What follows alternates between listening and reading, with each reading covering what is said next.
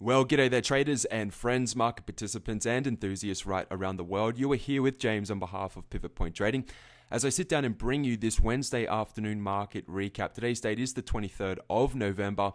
Tomorrow is Thanksgiving Day for my friends, or for our friends in the US and Canada. So, in observance of Thanksgiving Day, the US financial markets will be closed. Also, on Friday, we are looking at an abbreviated trading session. It will be somewhat shorter than the general day. So as we move through the midweek hump, there isn't all that much trading to look forward to as we round out this particular week in November. The reason for this video today, however, is because of a very important signal, which is more or less generated on ticker symbol GLD, that is the ETF for gold. Now, we've been paying very close attention to this most recent swing low, which we've been looking to sort of base out around 115. That was our ultimate target on this trade from just shy of 120. So it has been a rather profitable trade. However, during Wednesday's trading session, we saw this at least seem to continue. However, the intraday trading activity really paints a different story to the trained eye. Now, although we got the gap down during Wednesday and we also closed lower than the open, and the volume is relatively a large day red type of bar, it is showing, funnily enough, somewhat of an aptitude of people buying gold. And the reason for that is because we have this lower wick which is set up on the daily candlestick. If I zoom out and show you this really puts it into, I guess, better perspective, because obviously what we have done and really sort of at least confirmed during Wednesday's trading session is that we have definitively pushed and also closed below the lows, the structural support lows, which we established throughout the months of February, March, April, and May. And as you can see on my screen right now, we closed at 113.25. So what this tells us is that either on the intermediate or the continuation of the bigger macro trend, prices are still trending to the downside. I know that's hard for people to at least accept and to digest, but price action is king. And as we closed on Wednesday, we held below this critical area around 116. Now, why is this important, or why is this location, pardon me, so important? The reason why is because we have been expecting somewhat of a slowdown, or at least the potential for buyers to jump back into gold anywhere around this level from 116. Our initial target really was 115, but here we are, we've overshot it down to 113. This general area down here is the position that we're looking at on the chart for where dip buyers are going to jump back in and to buy gold, or at least help bid back up the price of gold. Now, as you can see, if I zoom to my oscillating indicators, they are reflecting a very, very oversold reading. Now, that's okay. Generally, what will happen is that when we get to this period, which aligns more so with macro support, we will start to bounce and move higher. This bounce is somewhat or largely expected. We've been expecting it, and there's a good chance that this candlestick right here is going to be the low of that intermediate swing low. Now, what do I mean by that is, well, since the months of July 2016, we have been putting in lower highs on the GLD ETF, also for silver. Most recently, gold has taken somewhat of a nosedive. Since breaking down below 124, which we also timed, we've seen this bounce back up to old support as new resistance. What happened? This area failed, and we positioned ourselves very, very nicely for this move. What we have done again is overshoot these macro support areas, and this is just confirming that it looks as though price wants to continue lower. However, prices do not move lower in a straight line. It's not linear. We go through, again, peaks and troughs. And what this is, and potentially is that trough being, over the next couple of trading sessions, maybe it's a very quick reversal, at least that short-term trough being established. So what we're looking for is that if we change to our declining or negative exponential moving averages, you can see that they are all bearishly aligned. The 10 is below the 20 is below the 50, and price is below all three. Generally, when we push away or so far away from that 10 exponential moving average and move into that really oversold reading, which I showed you just before, across those oscillating indicators, we have to see it bounce back up, and that area positions ourselves, or at least establishes the opportunity to open up new short positions in the direction of this trend. Now, this trend at the moment is not bullish. It is actually to the downside. That is why price, again, is below those exponential moving averages. So what I'm looking for, and this is me personally, is that I'm not willing and not prepared to actually buy the dip. I'm not someone who will trade counter trend. Instead, I will rather look for the reversal, which should take place just shy of 124 potentially. and again recalibrate original trades to take advantage of the continuation, which is most likely again going to take out this structural swing low, which is just establishing itself as at the close on Wednesday. So pay very close attention to what happens in the price of gold. If you start to see that bounce, and again, I'm not talking about looking at gold intraday on a 5-minute chart or a 10 or a 15-minute chart whatsoever. I'm talking about on a daily closing price for a number of trading sessions actually putting in that reversal base which we're looking for. First of all, we'd want to see the gap close between Tuesday and Wednesday, pardon me, and then to see it continue. This is most likely going to carve out over the next week or so, and it's not something that's going to happen very, very quickly, although of course it can possibly do that. What does that mean for silver? Silver also is in the same category, the same basket as gold, a little bit of a different type of chart pattern. If you just rewind back to some of those previous levels which I was referencing in terms of old resistance turns support and how that support is just cracked from February through May on gold, it's a little bit different to silver. However, we are in that rough vicinity, even as low as 15 on the ETF for ticker symbol SLV. But again, you can see since those highs which we established in late July or early August, it has been a series of consecutive lower highs. And again, we are seeing this series of consecutive lower lows. So this is the textbook definition of a trend. That trend, however, is bearish. It is to the downside, and you just need to accept it for what it is. However, again, when we move into the troughs of these pushes, as price really starts moving aggressively to the downside, it moves into naturally an oversold reading. That is what we're seeing across the board on the Stokes, the RSI, the MACD is there as well, and it's starting to turn up. That histogram is moving closer towards the neutral line. You can see those exponential moving averages are bearishly aligned, and again, we got that gap down. It isn't what we call a hammer type of candlestick at support. It is more so a spinning top type of candle, very close to that of a doji. Again, reflecting short-term indecision, and very interesting because you see that gap down. Generally, when you see a gap down, you want to see the continuation in the direction of the original gap. That simply hasn't been the case for silver either, nor for gold. So again, I'm expecting this to rally back up, and that bounce shouldn't take out this swing high over here. Anywhere below 18 on the ETF is something where, again, you have the opportunity to recalibrate original positions and set yourself up for the next leg.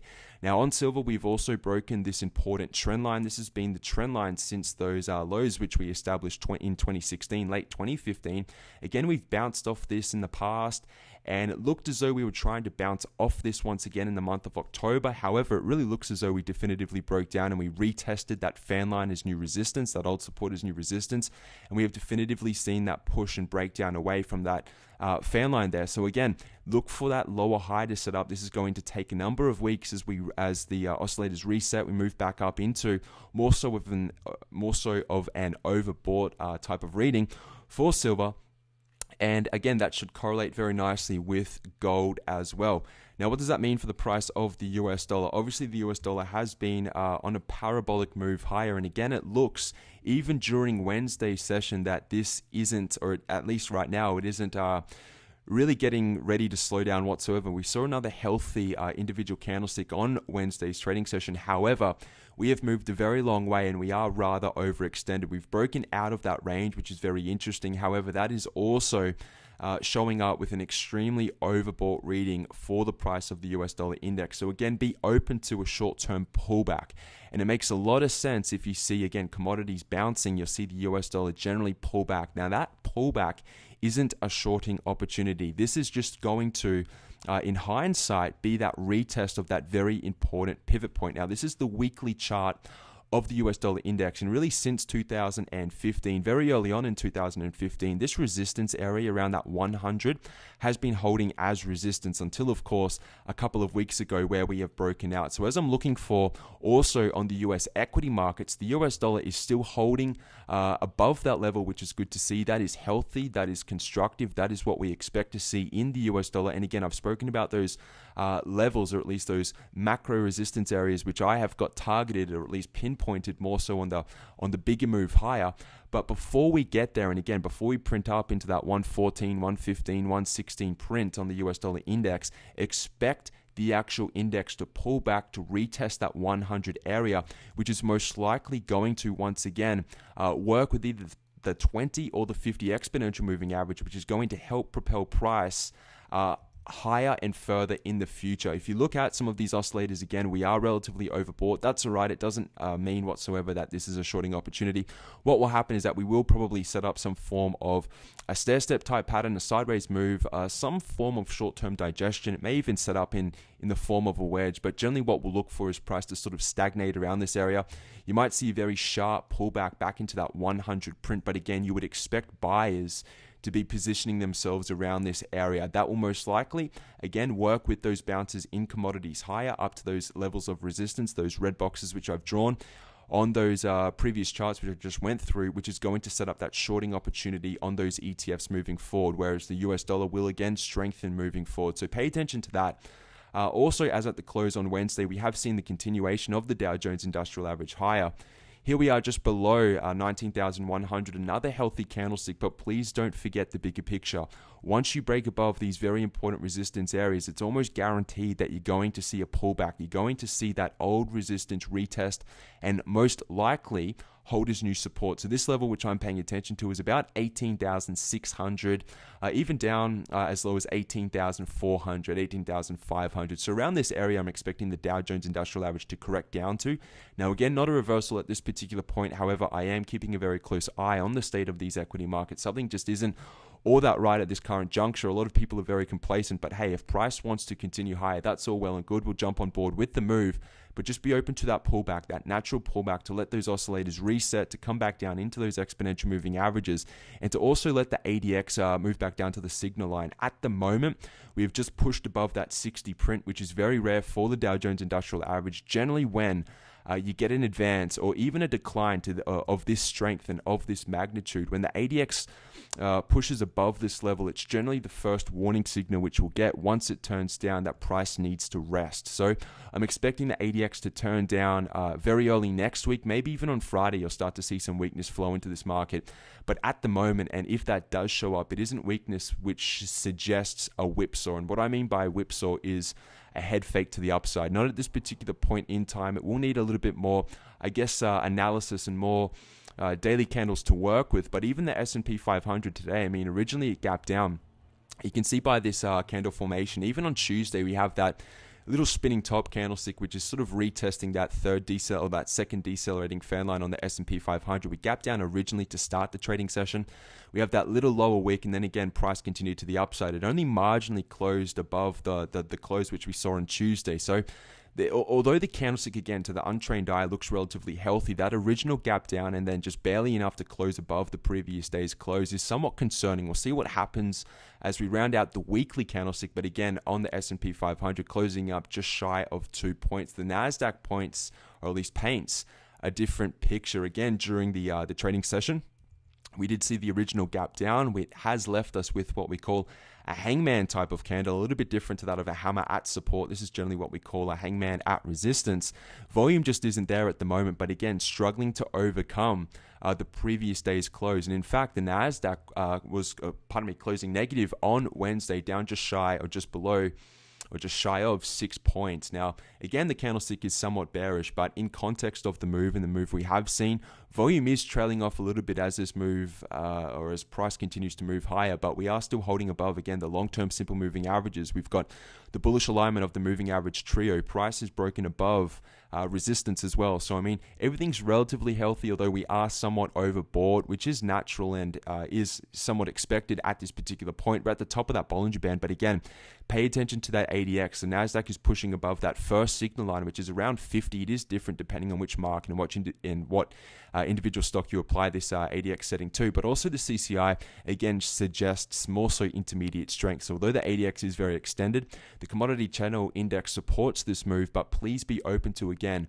a healthy correctional pullback, which will establish most likely that next higher low, which will then be that next buying opportunity again, which is going to either prove the legitimacy of these recent highs or prove to be a head fake whipsaw, which a lot of people simply don't see coming. Time will tell as to which it is, but at least this is a good market update, a good address about some very important, I guess, material advancements which is setting up with the US dollar and also the commodities market. But also just to recap some of these movements which we've been seeing in the broader equity markets as well. Just to recap as well, we have the NASDAQ 100. Let me just make sure I type this in correctly. You can see we're still flirting around that red box. I think I need to click in the back of my screen to actually get this to show up correctly.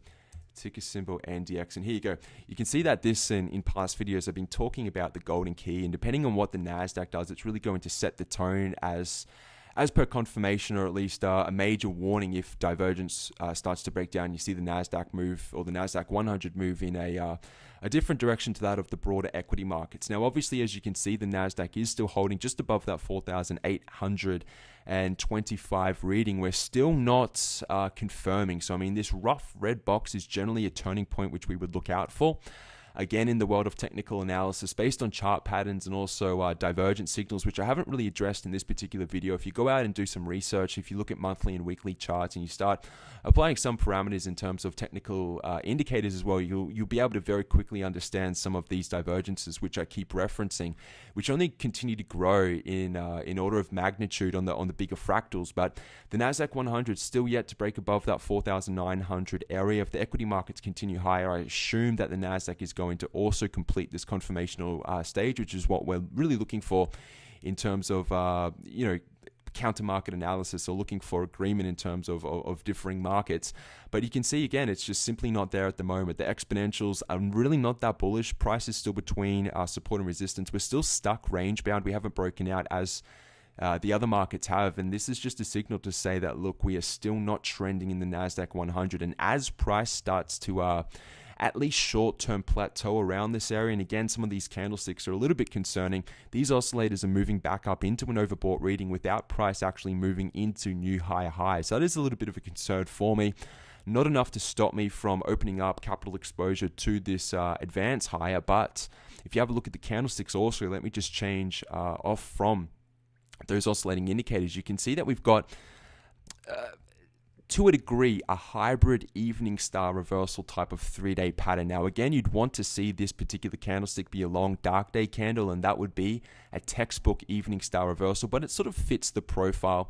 What you can also obviously pay attention to it is this doji just here, and also this dragonfly doji, which has showed up on Wednesday. It sort of kicks the bullet, so to speak, a little bit different to that of what we've seen on other markets. But again, it's not really all that promising for the health of the NASDAQ moving forward. A lot of individual companies, which we're looking at in terms of big tech companies like Apple and Amazon, our initial suspicions of these is that they are setting up bear flags, and really they're not really participating in this bounce higher. And if they are, they're coming back up into these overhead boxes, which are resistance boxes, open windows, open gaps, reversal gaps in a bearish direction. So again, if you pay attention to some of these big tech companies, look at Google again, our original suspicion that this is a bear flag, the retest back up into this red box, the retest of this declining 50 exponential moving average, even the transition between Tuesday and Wednesday is really starting to validate that initial concern. So pay attention to that, pay attention to the NASDAQ 100,